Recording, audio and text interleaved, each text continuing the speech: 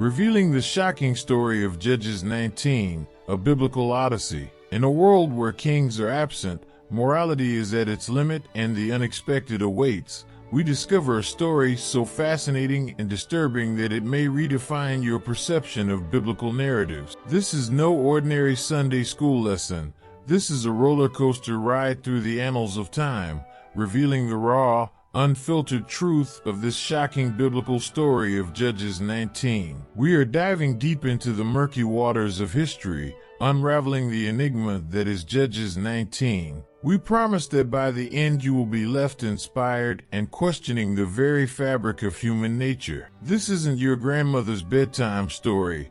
This is the revelation of Judges 19, a biblical odyssey that you won't want to miss. The biblical story of Judges 19 is considered disturbing, and we can even put it in the category of unsuitable for minors, due to the degree of physical, mental, and spiritual violence in this story. Judges 19 tells us that there was a Levite man who, while sojourning on the sides of the mountain of Ephraim, took a concubine for himself from Bethlehem in Judah. But his concubine committed adultery against him, and leaving him, she went to her father's house in Bethlehem in Judah, and stayed there for a few days, that is, 4 months. Judges 19 verses 1 and 2. Because he still loves that woman, he decides to forgive her and decides to go to his father's house, to Bethlehem in Judah. He had no idea that that trip would change his life. When his father-in-law arrived, he was very happy with the man's visit,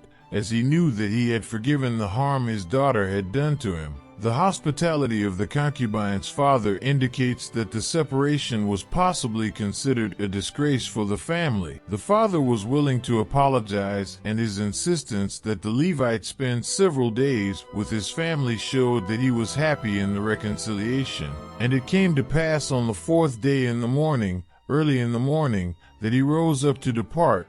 Then the girl's father said to his son-in-law, "Strengthen your heart with a morsel of bread, and then go away." So they sat down and ate together and drank. And the girl's father said to the man, "I pray you, please spend it here tonight, and let your heart be glad." However, the man got up to leave, but his father-in-law forced him to spend the night there again. Judges 19 verses 5 to 7. Another day, at the end of the day, the Levite left to return to his land, taking with him his concubine, or we can say, his wife. She could be a wife of a lower category, without the same status as a second wife. It was not a passing affair, but apparently a regular and lasting relationship, as revealed by the fact that, despite her infidelity being reprehensible, her husband sought her out to achieve a reconciliation. Now when they were near Jebus, and the day was long gone, the young man said to his lord, "Let us go now, and withdraw to this city of the Jebusites, and spend the night there." Judges 19 verse 11. Before David's conquest of Jerusalem, 2 Samuel 5 verse 6, this city was the stronghold of the Jebusites and called Jebus. But the Levite answered him, "We will not withdraw into any strange city, which belongs not to the children of Israel, but we will go to Gibeah. Let us go and get to one of those places, and spend the night in Gibeah or in Ramah." So they passed on and walked, and the sun set on them near Gibeah, which is the city of Benjamin. Judges 19 verses 12 to 14. When traveling from Bethlehem to the north region, our characters encounter the city of Gibeah. Little do they know that this seemingly hospitable place harbors a darkness that will shatter all preconceived notions. Already inside the city, sitting in the city square, and behold, an old man came in the afternoon from his work in the field, one of the city's residents who was not from the tribe of Benjamin. Judges 19 verse 16, resolves to give him accommodation and takes them to his home. The story of those men is about to take a sinister turn. The account of Judges 19 and 22 is frightening. While they were making their hearts glad, behold, the men of that city, men who were the sons of Belial, surrounded the house, knocking on the door, and they spoke to the old man, the lord of the house, saying, "Bring out the man that came into your house, that we may know him." And the man, the owner of the house, came out to them and said to them, No, my brothers, now do not do such evil. Since this man has entered my house, do not do such madness. Behold, my virgin daughter and his concubine will I take away from you. Humble them, and do with them whatever seems good in your eyes. But do not do this foolishness to this man. But those men didn't want to listen to him. Then the man took his concubine and brought her out. And they knew her and abused her all the night until the morning. And when the day dawned, they left. Judges 19 verses 22 to 25. This proposal, made by the elderly host, compare Lot's similar offer, Genesis 19 verse 8, is appalling to modern readers who will do anything to protect women. We must remember that Judges is simply reporting what happened within the context of another culture, one that was developed by men, not by God. The Bible does not present that culture as our standard. While one appreciates his desire to uphold the code of hospitality, the nature of the offer is horrifying. It reflects the low concept of women in antiquity. To maintain an ethical law, another is broken that, in the modern system of values, would be infinitely more important. What a terrible scenario! And the worst was yet to happen. As soon as the day dawned, the Levite opened the door to continue his journey and saw his concubine already dead at the door. He picked her up and placed her on the donkey and continued his journey home. The horror story does not end here. It is far from over.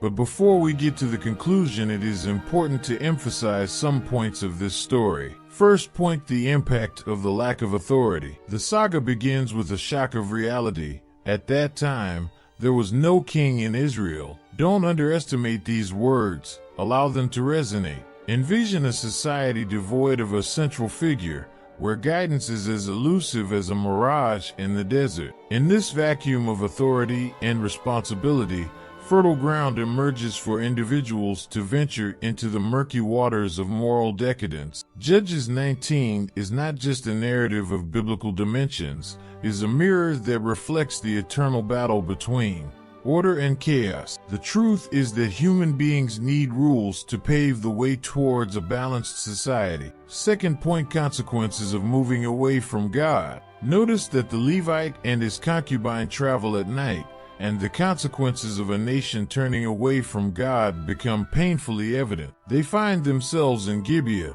a place where the moral compass has lost its true north. Witnessing how the sun sets over this city and the call for hospitality is met behind closed doors. The Levite, once confident in the hospitality of his fellow Israelites, faces rejection after rejection. The absence of God's guiding light allows a culture of selfishness and indifference to thrive. An elderly man offers shelter. Little do they know that this seemingly benevolent gesture will turn into a night of unimaginable horror. The consequences of a nation that turns away from God manifest themselves in ways that make us question the very structure of humanity. Having seen these points, we return to the story. The Levite's attitude is a scene from a horror movie. Arriving at the house, he took a knife and, taking the concubine, he tore her by her bones into 12 parts, and he sent them throughout all the borders of Israel. Judges 19 verse 29. What a horror! That's a horror. The story of this feat aroused the moral indignation of all the Hebrews in Palestine. They recognized that it was such a tremendous crime that not even the turbulent times in which they lived and the lack of a central government could serve as an excuse for impunity. And what was seen as a result of this atrocity was a terrible war between the nation of Israel, and that is why I invite you to read Judges 20 and 21, where you will see in detail what happened. Another lesson we can learn from this story: wrong choices can result in great harm and losses. You will see in Judges 20 that the other tribes of Israel wanted to punish only the guilty, but the city did not want to hand them over, and so all the guilty and innocent suffered due to the error of those men. It is important to highlight that we do not judge the character's action. We should not assume that the Levite's host was correct in preferring heterosexual rape over homosexual rape. He did it because he looked good in his own eyes. Likewise, lack of hospitality is not the real problem here. As some commentators have suggested, the violence committed by these men does not arise from a lack of hospitable spirit, but rather from evil and depraved heart. The narrative makes it clear that the crime here is rape and murder, perpetrated by the men of Gibeah. As horrible as these acts were, the worst and most shocking part is that it was the children of Israel who committed them. Rape and murder were no less common in the ancient Near East than they are today. But if they could occur in other nations, such atrocities could not have occurred among God's chosen people. Even at a time when there was no king in Israel, they must have had a higher standard of living than the surrounding nations. The Levites' insistence to go to an Israelite city rather than a foreign city only emphasizes this point. The Israelites should be better people. And so, our journey through Judges 19 reaches its epilogue, a tale that reaches beyond the ancient pages and intertwines with the complexities of the human condition. What began as the shocking revelation of a kingless era in Israel unfolded into an odyssey of horrors and consequences. We witnessed the dehumanizing mentality, where lives are sacrificed in the name of distorted traditions. We experience the consequences of turning away from God, where the lack of divine guidance leads to a spiral of moral decay. We learn about the domino effect of bad decisions, where a seemingly insignificant choice sets off a cascade of tragedies. And finally, we confront the consequences of Judges 19, a civil war that tears the tribes of Israel apart. Thousands perish, and desperate measures are taken to ensure the survival of the tribe of Benjamin. What does this ancient saga teach us? It is not just a religious narrative, it is a mirror that reflects our own search for identity, morality, and responsibility. Judges 19 challenges us to question the structures that govern our lives, to seek the truth even when it is obscure, and to understand that every decision, no matter how small, has an impact. As we close this journey, I invite you to reflect on the lessons learned from this ancient story.